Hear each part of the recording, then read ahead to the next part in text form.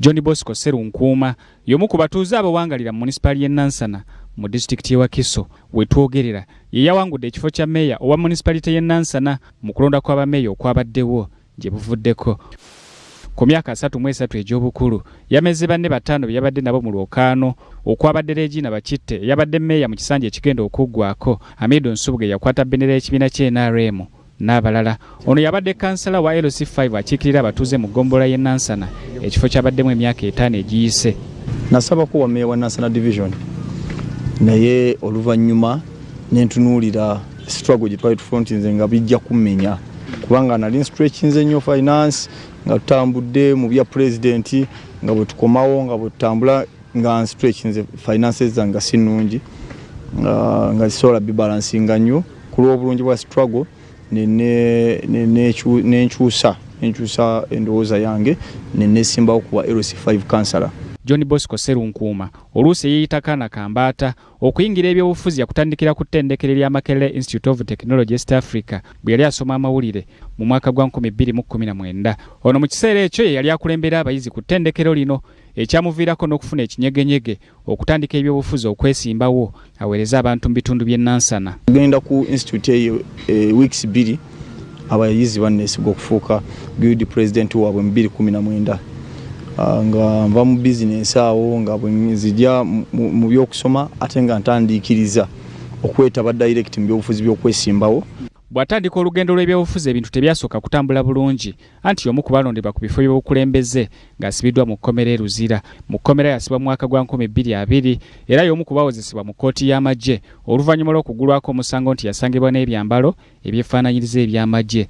Ne bantwala ku Ssemwayi nemalayo kyenkana omwezi mulamba Mutocha Chambers ne banzijayo ne bampozesa mu kkooti esooka y'amagye Mbuya waggulu ne bansindika Makindye nga bangamba mbu bankutte nyambadde ebyefaananyiriza eby'amagye naye bankwatira mu ngoye za bulijjo saalina yadde ekyefaananyiriza eby'amagye. Bwe banzija Mbuya ne bantwala e Makindye ku rimandi eya kkooti y'amagye esookebwako ne banzija e Makindye ne bantwala mu kkooti y'amagye eya waggulu ne bansindika ekitalya kyenakola obusibe kyenkana omwaka mulamba.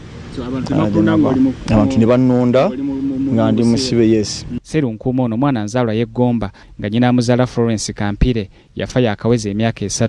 Y'omu ku basooka okulaga obwetaavu okuvuganya ku kifo ky'omubaka Parliament owa Nansana Municipality ku kaadi y'ekibiina ky'NUP wadde ng'ekibiina kyasalawo nti ono avuganye ku kifo kya meeya. Nze sigenda mu bifo kunoonya mulimu, ngenda okuvuganya nga njagala okugatta etofaali ku kitundu kyange kye Nansana. Okulonda okuwedde yakwangula n'obululu 198 ate olwo yamuddiridde wa NRM n'afuna obululu 8. Bw'ayogera ku buwanguzi buno agamba yabujja emmannyo ga mpisi kubanga okumulangirira tekyali kyangu nnyo wadde nga yalina obukakafu nti ebifo byonna ebisinga obungi ebyalondebwamu mu Nansana yali abiwangudde. Ali tuyise mu bugubi bungi okuva ebagulawo okulonda mpaka okulangirira eri Wakiso ffe twali ng'abali mu lutalo Nansana.